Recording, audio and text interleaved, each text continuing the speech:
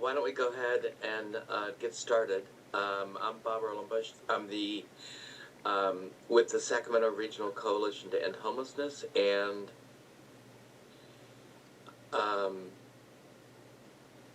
co-chair of the Civil Rights Committee.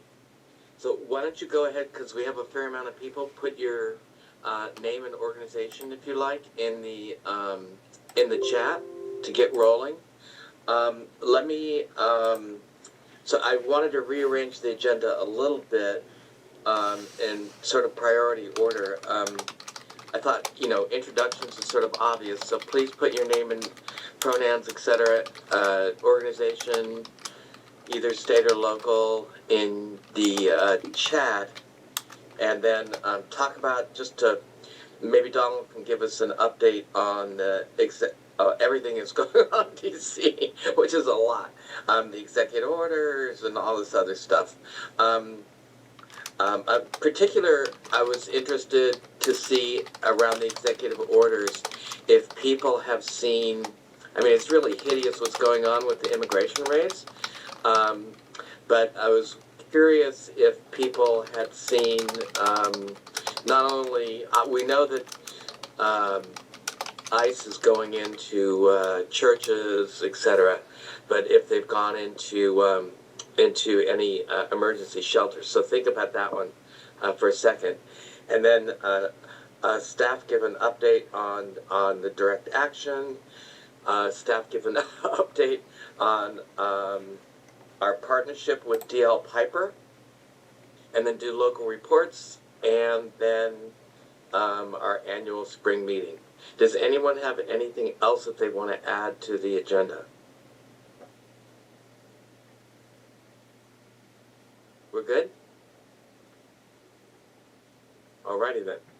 Hey, I'm sorry. I didn't hear it. Are we going to talk about the projected cessation of federal grants? Yes, that's coming up next. Oh, I'm sorry. Okay, thank you. Yeah, I mean, I just had a generic executive orders, which covers all that stuff. Thanks, David. Donald? Go for it.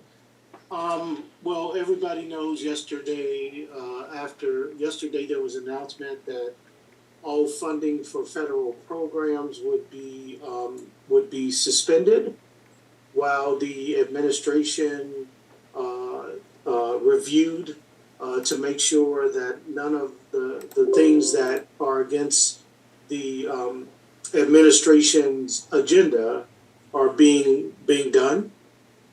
And so we have been monitoring the situation through our partners in Congress, through some of our national partners. We forwarded a number of pieces of information. The latest really kind of highlights exactly what might be in danger of not being funded. And this came from the Appropriations Committee, and it basically says tenant-based rental assistance, project-based rental assistance, public housing fund, the Section 202 housing for elderly, Section 8011 housing for people with disabilities, the homeless assistance grants, and the community development block grants as of now. I did attend the conference call with the president's team. And basically, the only thing that they excluded was the direct cash benefits like SNAPs, and they were kind of waffling on Medicare or Medicaid, but they said direct cash benefits would be exempted, but including Social Security. Including Social Security, you're right. Thank you. So those were the things they mentioned, but they did waffle on Medicaid and Medicare quite a bit.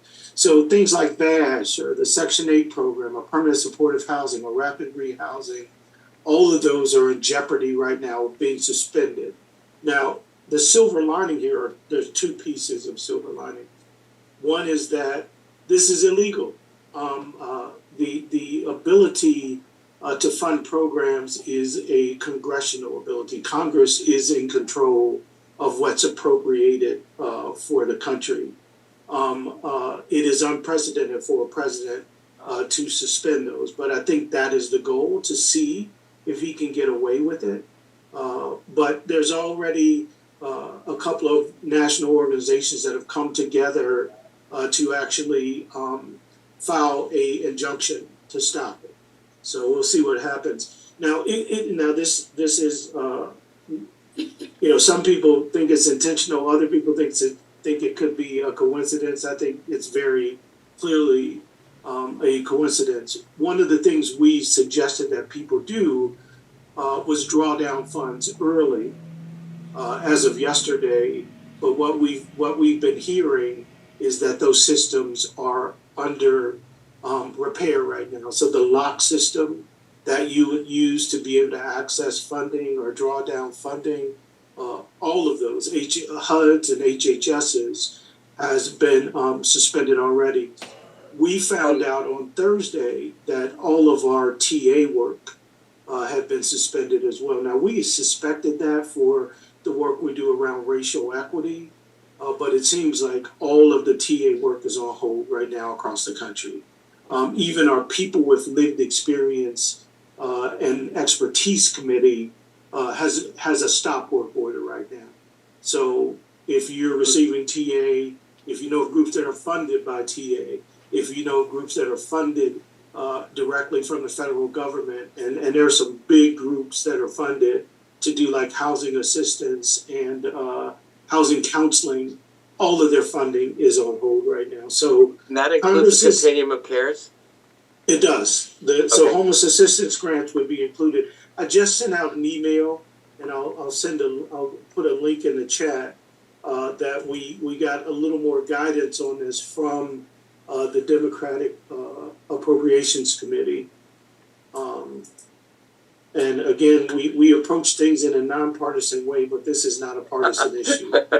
It really affects everybody who gets funding, so it's important. So that is in the chat. So there's a link to it in the chat. Why is it not? Oh, it's too big, so I'm going to have to scale it down a bit. Thanks for the update. Yeah. There was a question, Donald, there was a question in the chat, and then Naomi, and again, please ask clarifying questions, but I think it was Courtney who asked the question whether NCH had signed on to the lawsuit, the injunction. Injunction, yeah. We weren't given the opportunity before the injunction was actually submitted. Actually Diane Yentel's new group, right, and I think two other groups actually sent that in. There wasn't time to do kind of a joint sign-on letter. Sure. We do have a statement that we are still putting together, because we think most of the statements, we agree with the statements that have been out already, but we also agree that we have a unique constituency. And so our message has to be a bit different. So we will be sending that out in the next, we're kind of field testing it right now, so that should be out any day now. Great, thank you, Naomi. Any hour now. Oh, okay. Naomi? You're on mute, Naomi. Thank you. Does that mean that the funding for programs like Section 8 are already suspended? So, if this next month coming up, we could see, rent issues? If this holds up, yes. The hope is that, Congress and the injunctions that have been put in place will prevent that. But if it was to move forward in the way that it's actually written in the OMB announcement, as I in this document you'll see included in one of those programs is the Section 8 program, and also homeless assistance grants. So go ahead. Correct me if I'm wrong, Donald, but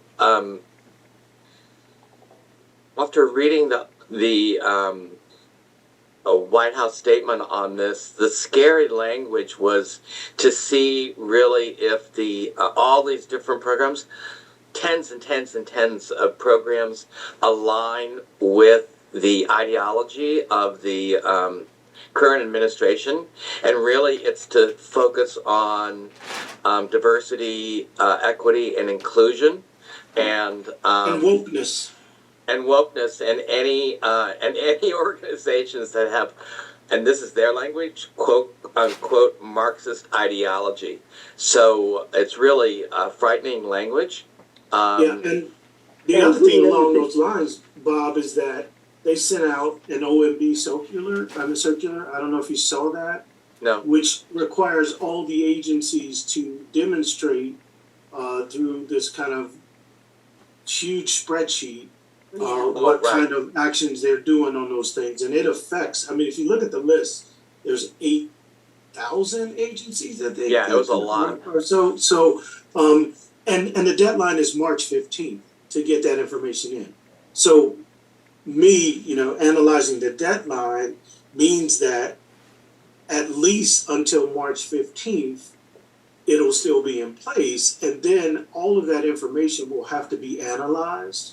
And if you think of all those agencies and the manpower that it would take to do that, this could last for a long time. But we're hoping that, the measures that are in place with the lawsuit, which will hopefully suspend it, and also Congress hopefully gets a backbone and kind of puts a stop to this. But that is yet to be seen. Thank you. David, you've got your hand up? Yeah. In addition to the DEI programs, I think they also mentioned green energy, which is important for us the Green New Deal programs is in there as well. Which is important because the extent that we oppose these actions, we aligning the environmental groups and sustainability groups will be real important too. Yeah, and this, the thing that benefits us is that this is so widespread that includes pretty much every advocacy group that works with marginalized people, whether it be the environment, our disability groups, our legal groups, you name it, they're covered. This is all the funding for grants and loans from the federal government. And just wrap your head around how many agencies and organizations that affects. And the thing is, it also affects those who probably voted for this administration. So I think that'll have an impact as well. Oh, absolutely. Yeah, so that'll have a huge impact. And it really starts to let people know, kind of what they voted for in this election. So this won't stand. So let me just say this. For those that are fearful, that are worried, that are stymied, this will not stand. There's too much money involved. There's too much of a constituency involved because it affects everything. It affects the direct benefits, but it also affects the salaries of huge swaths of people. So this will not stand. On contracts. Yeah. Now, we don't know how long it'll be in place, but we certainly know it will not stand. For TA, just as a little bit more information, if you're in that world, what they did say with the TA is that they're not taking away your TA grant. What they're saying is they're going to reallocate the work plans for TA. So instead of doing racial equity, you might be doing who knows what. But the actual grant, because it's a legally binding document, will stay in place. Anita has her hand up. Yeah. Anita? Yeah. I just wanted to say that unexpended money that should have been expended before now is going to be captured. They've already announced that. Yes.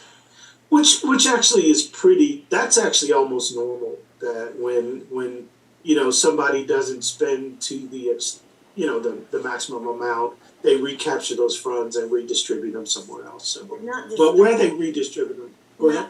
Fast, and they always give you an opportunity to obligate the money, but they're not doing that.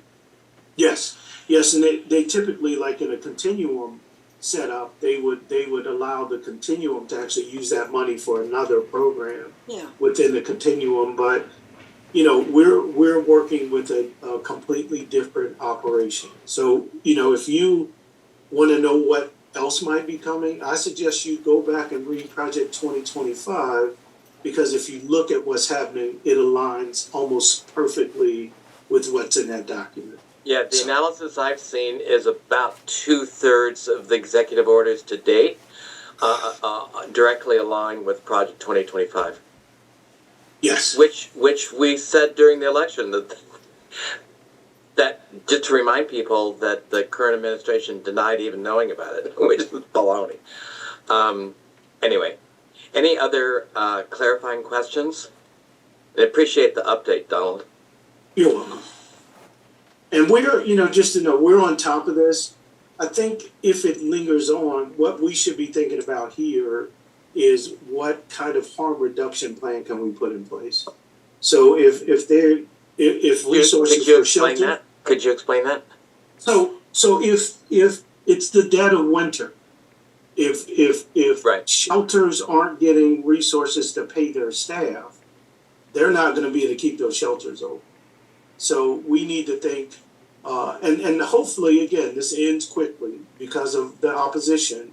But if it doesn't, we need to start tomorrow developing a plan to be able to take care of the needs of the people who will not be taken care of because the funding's not available, including people on permanent supportive housing vouchers or VASH vouchers or Section 8 vouchers. If that rent doesn't get paid, hopefully there'll be some compassionate landlords out there, but we know that that is not always the case based on what happened after the eviction prevention dollars left. So, we should be thinking about that, and that's something that the staff is going to be really thinking about. What are the contingency plans that we need to put in place?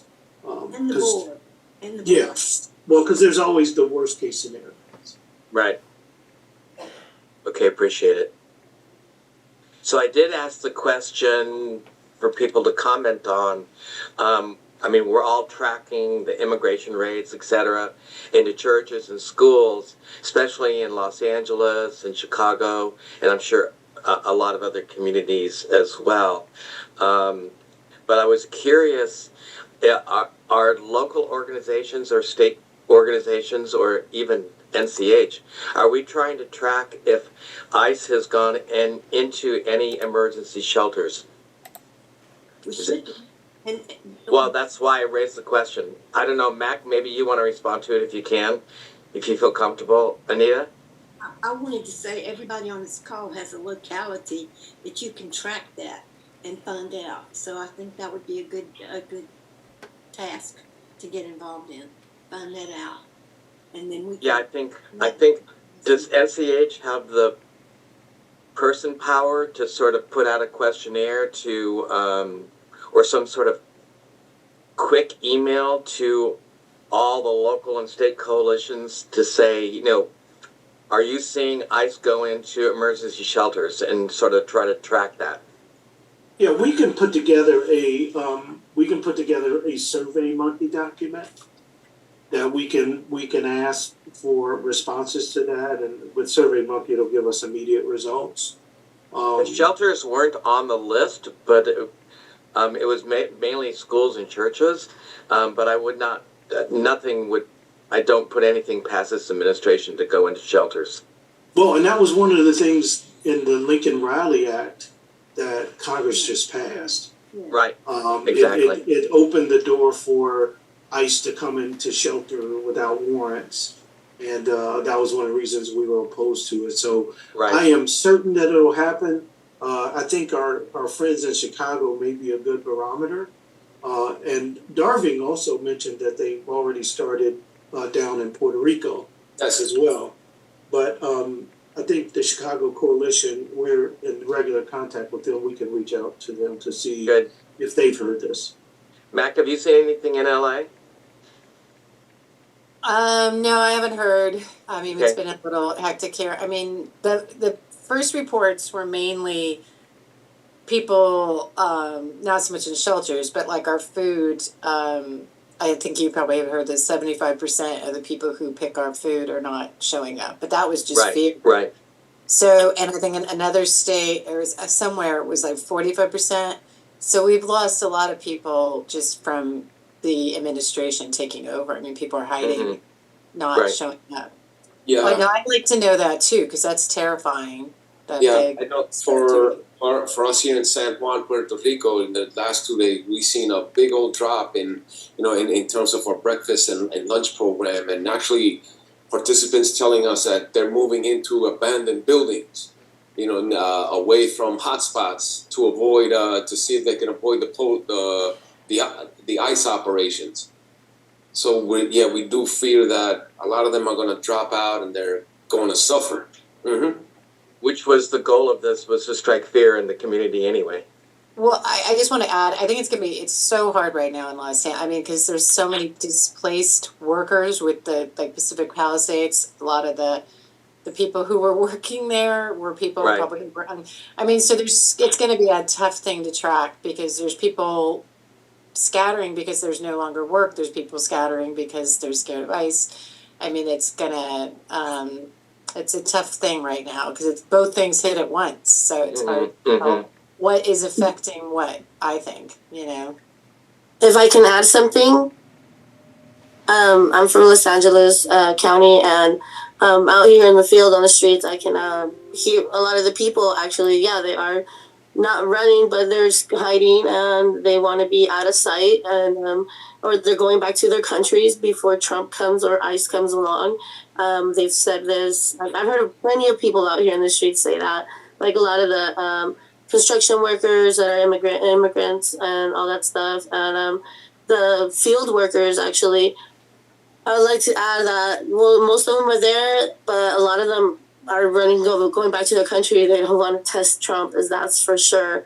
But the Palisades, well, maybe Americans are just gonna have to try the field work one day, or you know what I mean, do the work that they were doing. I don't know, be on a different note, Yeah, I think that's part of the whole equation too. If you think about the connection of all these things, if you empty out the country of people that have been doing that kind of work, somebody has to replace them. So eliminating the EEOC allows for less people to get hired, and so they'll have to do those jobs. I won't go into what they call those jobs. So it's all part of a bigger scheme. But the other thing that was just reported is that the idea was this was supposed to be looking for people that were criminals. Right. Now, while it is a crime to come in the country illegally, it's not a criminal offense. It's actually a civil offense. And so over half of the people that have been rounded up have been people that have civil offenses versus criminal offenses. I mean, even the administration admitted yesterday that that half the people that they quote unquote rounded up had no criminal background. Right. Even in El Salvador, with Trump making this trading off with inmates with the president from El Salvador, there was a newscast from the Spanish newscast from El Salvador, the country or whatever, that was stating of the people privately asking them if like their own fathers, their own uncles, cousins were riled up as gang members when they weren't even gang members themselves, and it was just because they were men. And round up the men, kind of round up the soldiers, type of thing. And it's like you said, it's a bigger scheme. And yeah, we just need to prepare and see. As you were saying, they were trying to withdraw from funds. If we could think of what do they profit out of, And I heard there was the people that were in control of the water here in California, which were growing pistachios. Maybe we should all stop buying pistachios. I don't know, something like that. Just think about, I don't know how the federal government makes their profit. Maybe we should all stop paying taxes. Join the A bunch of tax people, would that resistance. happen? I don't know. Okay, well, thanks for the update. Thanks for the great dialogue, and thanks to Donald. Please thank yourself and the staff for putting out a survey monkey about this issue around ICE and emergency shelters. So that sort of slides into the. Oh, go ahead. Real quick here in Miami. We haven't heard anything about the warrantless searches yet in the shelters, but the problem is is that our two largest shelters are headed by highly conservative corporatist type folks who would cooperate with the Trump administration. So there's a great chance that we wouldn't hear about anything, even if it did happen. So I'm trying to cultivate contacts, low level contacts within the shelters. Also, there's according to the National Healthcare for the Homeless Council, they're also looking for raids at the community health centers. Yes. Oh, Right, that's a good thing to add to the Survey Monkey. Yeah, and that's there's actually a policy that's been circulated among at least among the Florida community health service centers to resist these warrantless searches. Good.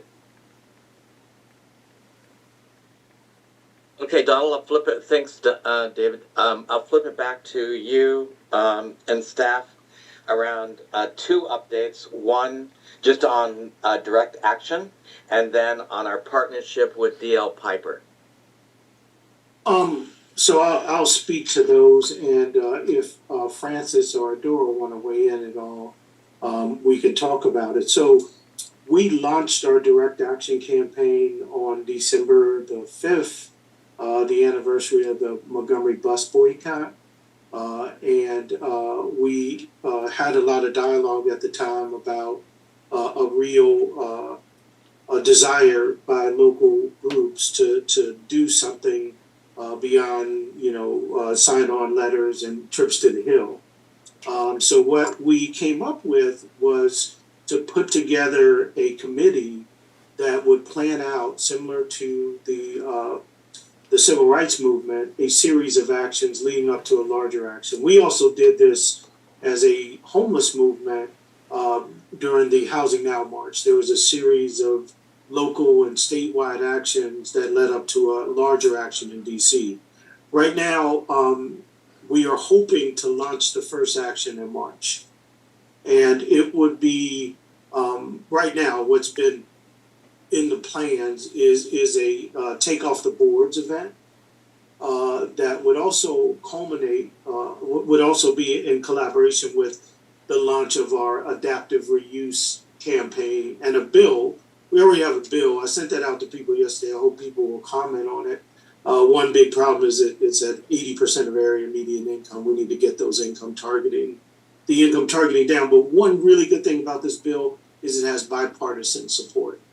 We've also been talking with the AIDS Health Foundation, and Mary's here, about a summit on adaptive reuse. So we would do a take off the board simultaneous campaign with these kinds of actions going on all around the country.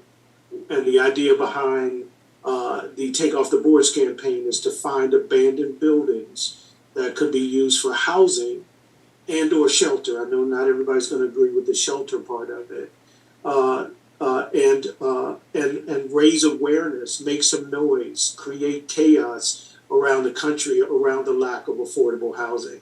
We'll create talking points. We're going to create a template.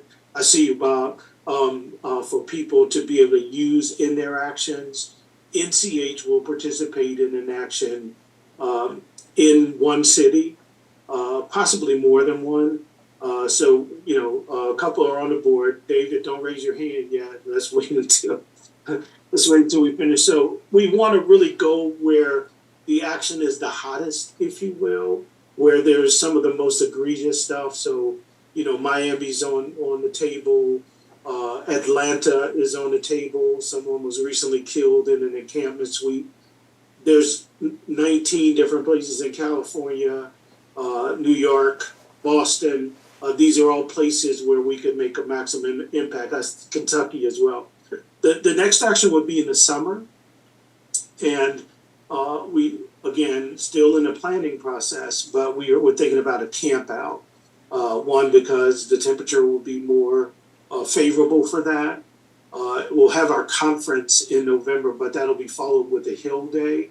And then we think the following March, we can start to plan, or we can start planning now, but that would be the culminating event. And whether that be a national march or hands across the U.S. again, that is something we would still still think about. Yes, take down the boards would be a squatting action, but there are ways to make sure that we have the minimum amount of harm for people, in terms of getting arrested and stuff like that. We could identify federal properties, which is done in the past, HUD properties, let them know that we're coming. So we minimize the effect of people getting arrested, but we also maximize the impact of people seeing this going on around the country. So Bobby had a question. That's where we're at so far. Well, I was Bob and Anita. around take off the boards. I was a little worried. I'm glad that the focus is going to be on adaptive reuse, which is what I think the focus, actually the exclusive focus should be, because it is problematic around shelters, given our position around shelters in general, and wanting to move away from shelters to motel, using motels, et cetera, et cetera. So I'm glad that we're going to focus on abandoned buildings. And I should have said interim housing, because that's what Yes. we're promoting now. Good. Non-congregate form of shelter is kind of Good. what we're promoting. That's what I was curious about, was the messaging. Thank you. Yes. I like that. But thanks for raising that, because it is important that one, we move away from congregate shelters for health reasons. COVID showed us that. Also for just the welfare of those that we serve, making sure that they're safe, they're behind locked doors, and they have the ability. So a lot of things there. But I appreciate you bringing that up, Anita. You're on mute, Anita. I think the adaptive reuse is the key thing for us now. And it is interim housing, but some of it will be permanent housing. It depends on who's developing it. And we have that template from the group that I put it in the agenda that we can introduce at the state level. Because if federal funds are going to be tampered with, the state's going to have to come up with some stuff too. So we have a General Assembly person in South Carolina who's introducing that model template legislation and a funding source. Awesome. And Mary's group has done a ton of work on this. They actually have a museum, an adaptive reuse museum, with all kinds of properties that were former hospitals and hotels and other buildings that we can really highlight in the information that we send out about this. Hilda Solis in LA is just doing some amazing work with adaptive reuse. I think she's working on a huge hospital project, but she's also used some alternative stuff like container homes with air conditioning and plumbing, which we think is a we have such a gap in affordable housing that we should exercise every opportunity there is to build it. Mary, you had your hand up? Yeah, just real quick, I just wanted to add to that. Yeah, because I've been to Hilda's container and village, I don't know what you call it. One of the happiest places I've ever seen. I mean, I know it's controversial. People don't like the container, but they had all new, IKEA had given them all new furniture. They were doing like a music circle, the dog run, they had dog care when the people went to work. She's doing amazing work. And yes, we do have an exhibit. And I just want to note, I know I should probably wait to my report, but we have a global organization. So we had all these people from the poorest parts of the world coming from Cambodia, India, all stricken. We take them to that exhibit and then to Skid Row, and they were mortified. So I'm telling you, that's the condition of, Donald's been there, of where our exhibit is located. So, and our adaptive reuse is permanent. You get a key, you're there as long as you like. They have people who have been in those buildings. When they refurbish the buildings, they don't evict anybody. So there's people who've lived there 30 years. They're there for life as long as everybody's copacetic, which is usually the case. So it is a form of permanent housing. And some of these buildings were a form of housing in the 20s. people did live there permanently. They always, again, look at it as a kind of a cruel fate, but there were people who lived in these SROs. It was a thing for single people to do. So that's all. Any Mhm. back in the day was doing that. All of Oh, we have projects in Cincinnati that were a part of the original Take Off the Boards that are still being used for housing 40 years later. So, it is about, making a permanent solution. And Coletta, I saw your in the email. That is exactly what Bring America Home and our direct action campaign is really rooted in. We have to mobilize people with lived experience. That's what we're doing with LIDA.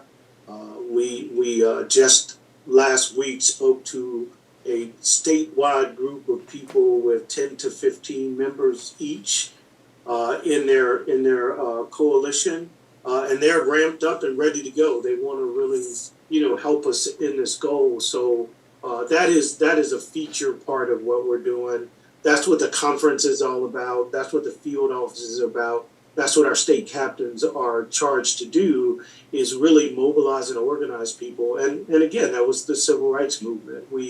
We're taking lessons from what's been successful, but would value any information you have about how to make that more realistic and get more people involved. We absolutely have to build a resistance. Anita? Yeah, and we need to involve the people who don't have housing in developing that adaptive reuse and working in the projects, just like the buddy buildings, and then they get, if they work on it, they get the housing in the buildings. And we did that in Atlanta. Sweat equity. Absolutely. And Right. But one of the things I know we're not a housing developer, but and this is probably not the place to talk about this, but one of the ideas I have is a model that is similar to Habitat for Humanity, where we do multifamily homes in the same way. Now that would be mission drift for us, and it may not be us that needs to do it, but I think that would be a really amazing way to get more housing online, to create the same model that they use for permanent housing, we could use for the rental housing market. So anyway, I'm sorry to Just real quick on that, to though. be dreaming out loud. So go ahead, Bob. Yeah, I'll keep dreaming with you. It would be mission drift if we stuck with it, but I think one of the roles of national organizations in general is to create something and then spin it off. yeah. Yes. I could see us doing that pretty easily. Okay. Well, it's not completely a dream then, right? It's dream bigger or don't go home. If I could mention that a lot of people out here on the streets are actually very innovative with like making electricity out of water and stuff like that, and they're willing to make their own like little houses or official. Like we got a lot of smart, innovative people out here. Thing is getting the land and not having it being destroyed. Yeah, and along those lines, I do have a meeting with some faith-based organizations who clearly have the land to do that. Just getting them to give it to people experiencing homelessness. Now, we drifted off the agenda a little bit, so I'll go back. So the DL Piper partnership. Yeah. We were approached by DLA Piper. We were approached by this law firm, which is one of the biggest in the world. And what they have decided to do was work in collaboration with community-based organizations that are part of NCH's network. And so far, we've set them up with about 5 communities. David Peary and Mary are both part of putting together pro bono legal services, and they're open to doing it in whatever way people see that it can be done. So we've also set up a partnership with New York, Chicago, Atlanta, and the RAP organization. So all of them will be getting some pro bono legal support to help with individual criminalization cases, to help with writing legislation.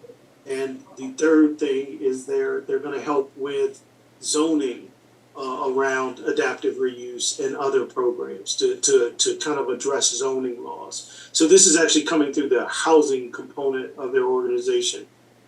They also are offering direct support to NCH. So one of the things I'm asking them to do this week is work on an amicus brief that they're just asking for a letter of interest from NCH, and they're helping us draft that. So I think it has the possibilities of being a major tool for us, especially when it comes to some of these individual criminalization cases, and eventually it'll help us build a case to push back against the grants pass and other harmful litigation that's out there, and also the other thing we see emerging, just to let you know, and they're trying to figure out if there are any conflicts of interest.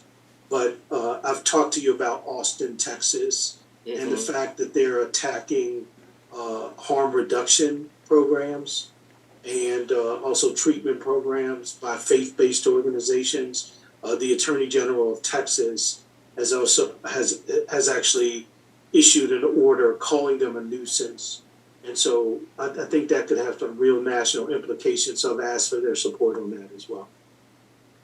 So any questions about DLA Piper? And I am, thank you, Coletta, for the list of groups from Atlanta. That was really helpful because we don't have as much of a presence there. So we've been working with Hope Atlanta.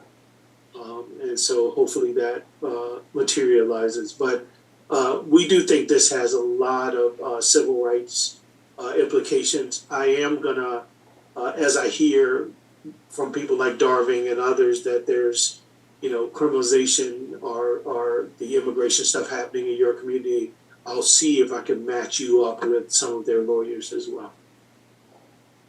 Great, thanks for a good update.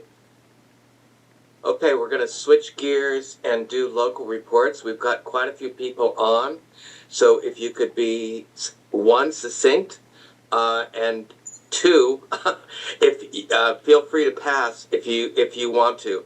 So I'll just call out people as I see you across the screen of my screen, and again, this is focused on civil rights issues affecting our unhoused neighbors in your community. And again, if you want to pass, go for it. Jimmy, you're up, and then Wes.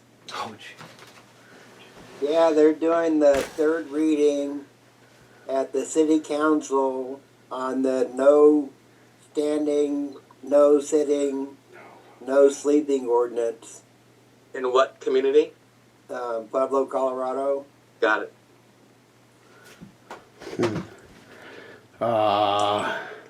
Okay, Jimmy, you set the standard. That was succinct and to the point. Thank you. Wes. Oh. No idea. Are you all organizing to go to those hearings? Say again? Are you going to the hearings? You organizing to get people to go to the hearings? I just heard about it last night. I had no idea it was actually happening until I went to the city council meeting last night. You. Okay, keep us updated, Jimmy. Take care. Take care. Wes, and then RD.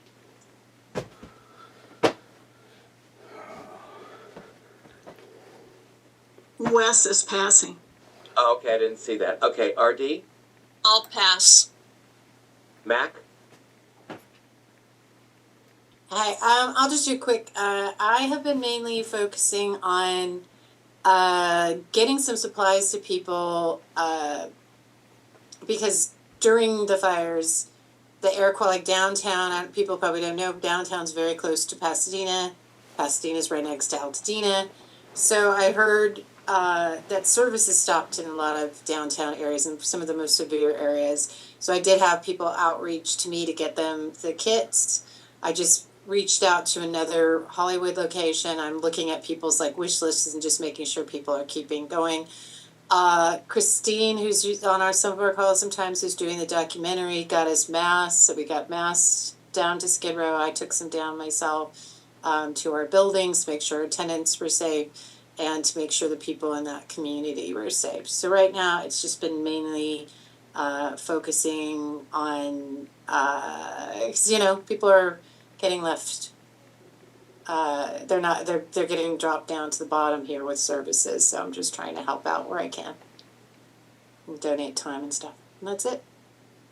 Just real quick before I call on the next person, there was a question in the chat about is there a way to track what's going on around immigration raids? And I just Googled it real quick. If you do immigration raids 2025 tracker, there's a whole bunch of maps and news stories. Probably one of the most complete is the Immigration Defense Project that has the ICE raids tactics map. So yes, there is a way to sort of track in general what's going on with the immigration raids. So Well, can you again, put that in the chat? Maybe can you put that in the link and that might help them? What you looked at? Sure. I'll do that in a second. Let's see, I lost track. Adora, and then Darving, and then Francis. I'll go ahead and pass. Okay.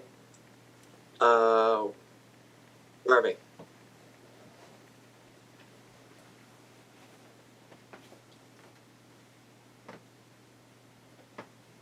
You're on mute.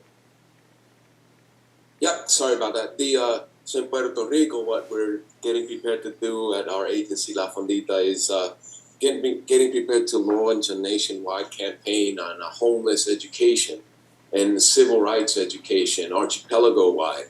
So right now we have, in terms of, we're preparing, we also have the cooperation from Worcester Polytechnic Institute that we're working with in terms of getting that, everything prepared so we can, our target population is going to be a lot of the gatekeepers. What we mean by that is the people, civil servants, government, municipalities that have the control to allow people to have access to goods and services. So it should be starting shortly.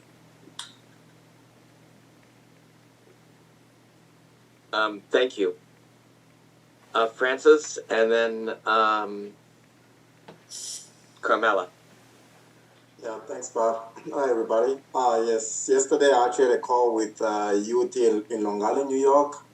They are working with the local mayor to ensure that they keep the shelter open for people right now, especially in the cold times. So I had like an organizing training call with them, as the young people are very motivated to make sure like people who are like unhoused have a place to go home. So that's what I keep working on local level. And like on the national level, as Dano mentioned, we are like internally as staff, we are working on a document to put out for that organizing planning, and that will be coming out to everybody soon. So thanks everybody for joining us. Thanks. Anita, do you have your hand up, or is that old? Old, it's old. There you go. Carmela, and then Marvin. Hi, I'm sorry. What do I need to do? This is Carmela. Oh, just updates around civil rights as it impacting our unhoused neighbors and low-income people in your community. Or if you want to pass, that's fine too. Yeah, I'll pass for right now. I'm in Dayton, Ohio, so I am just swirling through a lot of things. We lost a lot of homeless programming and work that I was doing, so I'll pass for right now, but I'll definitely update. Point in time in Dayton is tonight, so I'll have some more updates later on. Awesome, thanks. Dee, and then Naomi. Yes, I'll pass this time. Thank you. Okay, appreciate it. Naomi, and then somebody's on an iPhone, but we'll go to Charlotte. Naomi? I'm gonna apologize for the background noise. I have a couple toddlers here. But I know in our area, grants pass really affected our unhoused community like significantly. It was almost like a witch hunt. Manchester and so it started in Manchester that they said that you would be fined if you were caught sleeping in public property. But it has also come to Stratford County with Dover and Rochester, which is the county that I majorly work in. And so that was kind of a challenge navigating and kind of shuffling around clients to try to help them, kind of get ahead of the hunt. It's just wild to see this turn of events. But then we kind of transitioned, and thankfully the community kind of transitioned away from trying to clear out every encampment to now we're trying to keep these individuals alive through really cold winters. So focusing on the emergency shelter and those clients who don't want to use the emergency shelter, and just like making sure that we're educating the community as much as possible along the way. Thank you.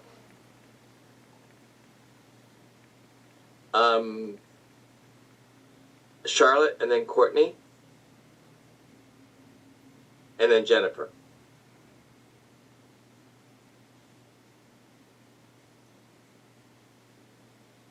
Yes, I had initially said I would pass, but I can make some comments. Hopefully, the background noise is not too intense.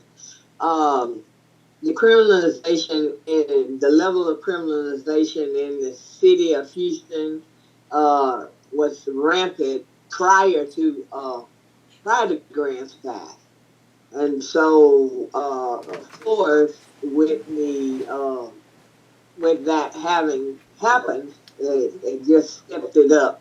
They've been avidly enforcing no homeless individual can be caught sleeping publicly from dawn till dusk here. And they have literally forced all of the homeless individuals outside of the service areas.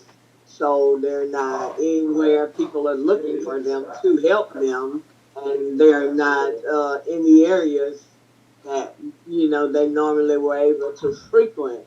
And we just had our snow, which was a weather event unprecedented in this area, where a city that has populations of millions opened 10 warming centers for homeless individuals. 10.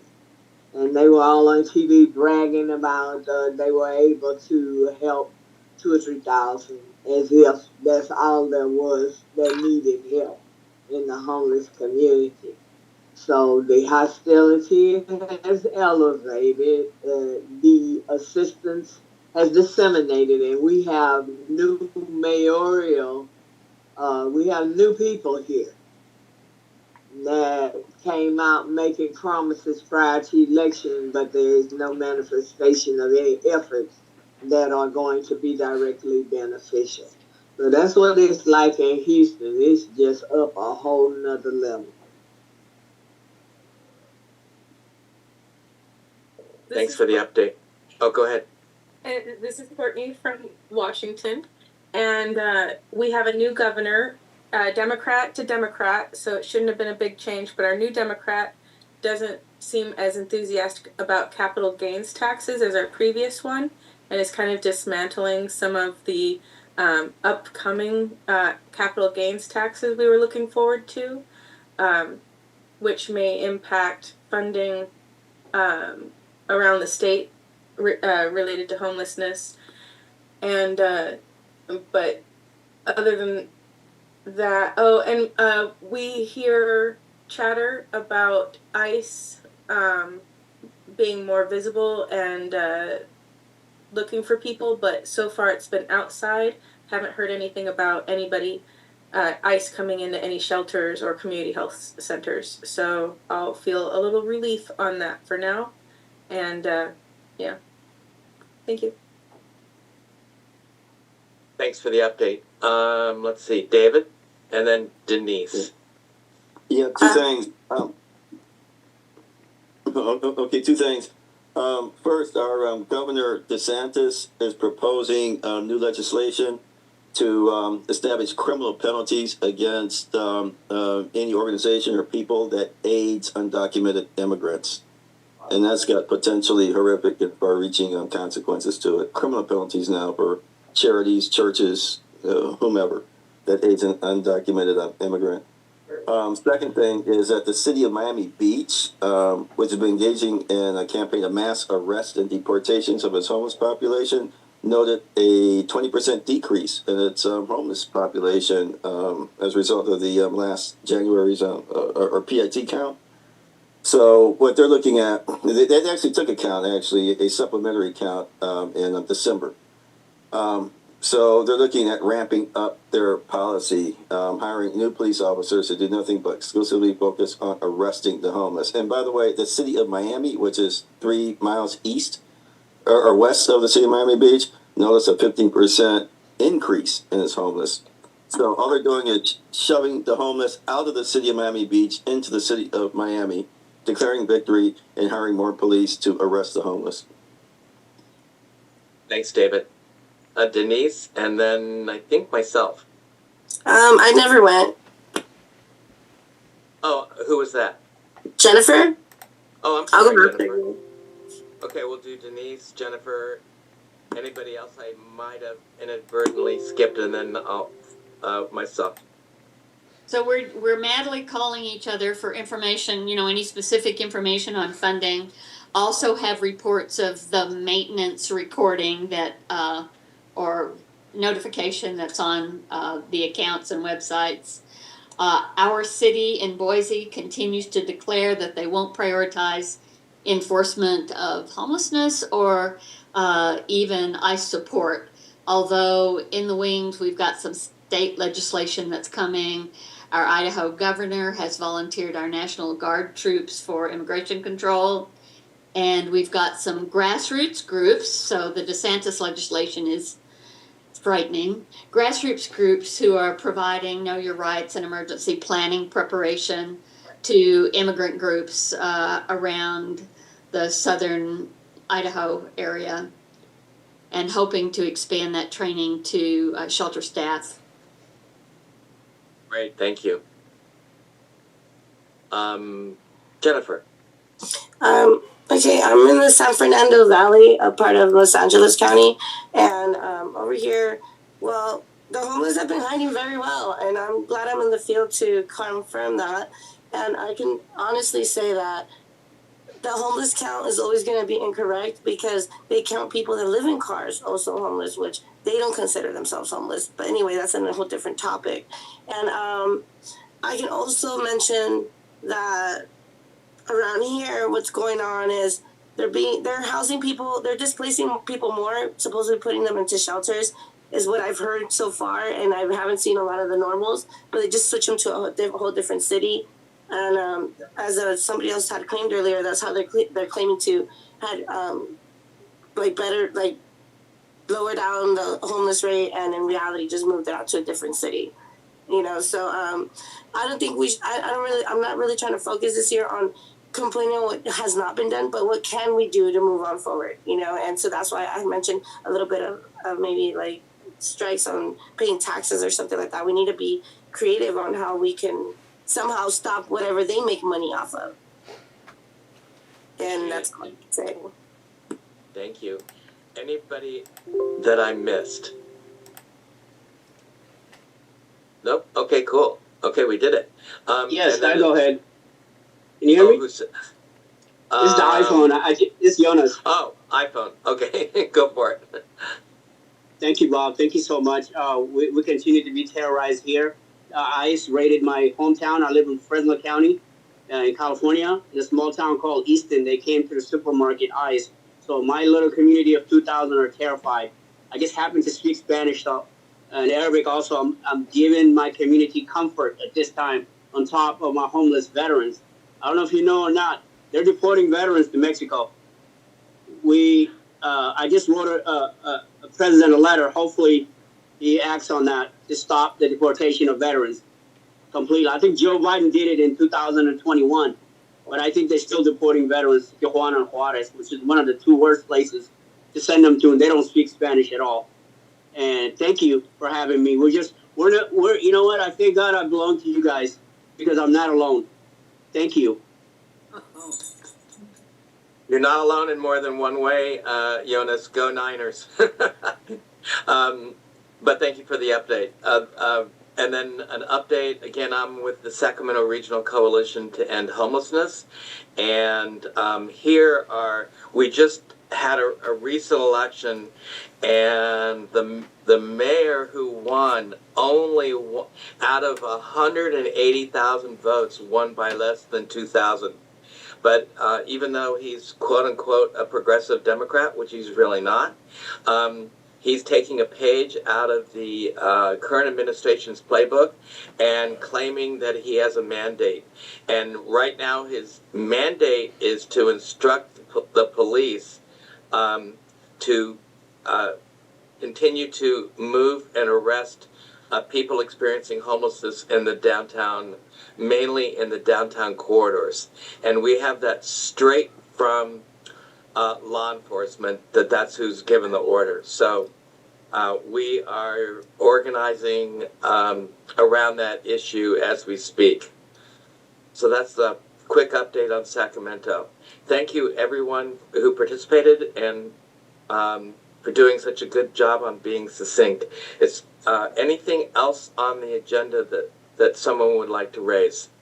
Yeah, the annual meeting. Did you talk? Oh, I'm sorry. Annual meeting. Donald, do you want to give a quick update?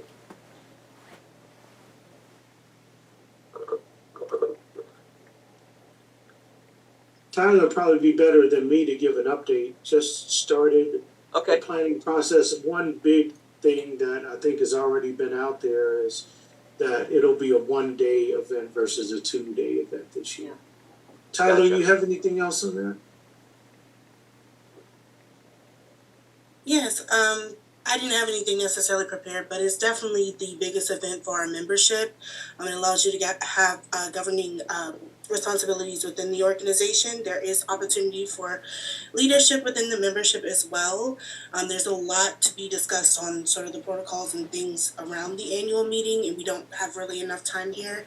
So I'm just dropping the link for the annual meeting guidelines that I created. And if you have questions, feel free to email me. The link should be accessible to everyone. But that's all really for now. Thanks. Thanks, Tyler. Does everybody have to be a member in order to participate? Yes. It's the annual membership meeting for NCH. So membership is required. Yes. Yeah, it's a membership meeting.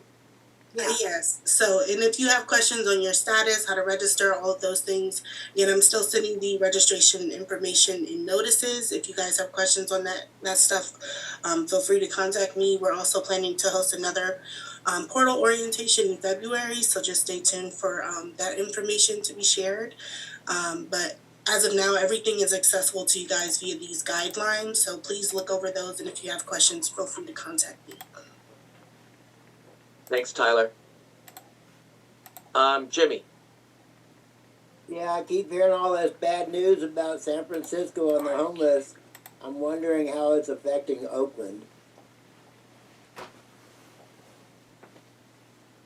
Anyone on? I don't think anyone on from the Bay Area. I mean, Oakland, quite frankly, is a political mess. But I don't know specifically the answer to your question, Jimmy. Yeah, a political mess for a couple of reasons. One is that the former mayor was formerly homeless, and it just leads into some of the negative stereotypes because she was indicted. Right. I'm happy to, you know what, Jimmy? I'm happy to contact Paul Bowden at RAP and see if we can get sort of an update, and then I'll include you on that email. How's that? Thank you. Cool. Okay. Any other issues or topics that people want to raise? I didn't do a local report, Bob, but Oh, I'm sorry, DC. Duh. no, that's okay. Unfortunately, there is another sweep that's about to happen in February in the DC district. Countless times we've asked the mayor of DC to not do sweeps, but we've been constantly revoked when we've asked her that, and also the Park Service has participated in that as well. But they're planning one in February. And The if you Park think about Service or the local cops, the local law local enforcement. DC, yeah, and Gotcha. I've asked for the local advocates how we can help them with that. But if you think about the callousness and lack of compassion in doing a encampment sweep in February in DC, you know, I don't think there's anything I've seen cooler than that. So.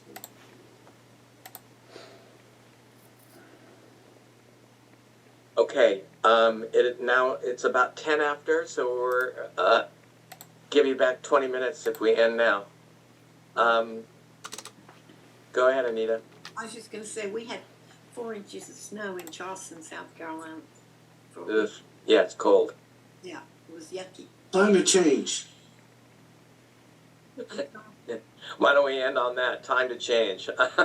No, I said climate change because climate South change. Carolina getting snow and Atlanta getting snow and Florida getting snow. Think about Yeah, exactly. Okay. Thanks for the great updates to you and your staff. Thanks again, Tyler, for holding everything together, and thanks again to the great participation from everybody at this Zoom meeting. Take care, and we'll see you next month.